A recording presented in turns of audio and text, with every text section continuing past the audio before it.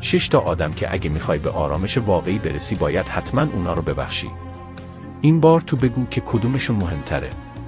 اولین کسی که باید ببخشی خودتی. خودتو به خاطر تمام اشتباه‌ها و حماقت‌هایی که وقتی الان یادش می‌افتی با خودت میگی اصلا من چطور همچینن کاری کردم. ببخش. اون وقت همونقدر بلد بودی. از اشتباهاتت درس بگیر و خودتو ببخش.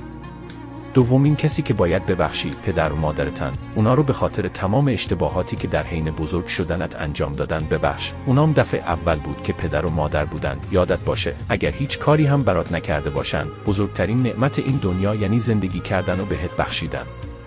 سومین کسی که باید ببخشی دنیا و شرایط. بعضی وقتا لازمه که شرایط و دنیا رو هم ببخشی و قبول کنی که بعضی چیزها خارج از کنترلت هستن.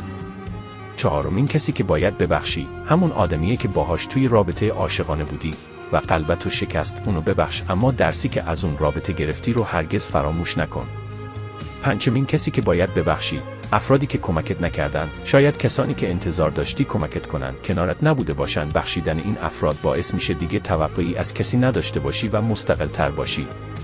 ششمین کسی که باید ببخشی همه اون افرادی هستن که به هر نحوی اذیت کردن. خیلی از آدم‌ها پر از تروماها و مشکلات خیلی بزرگی هستن که نمیتونن حلش کنن. درسته این رفتار بد اونا رو توجیه نمیکنه اما بخشیدنشونو که آسون میکنه مگه نه؟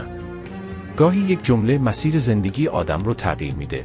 اگه دنبال تغییر هستی پیج انگیزشی میتونه کمکتون کنه.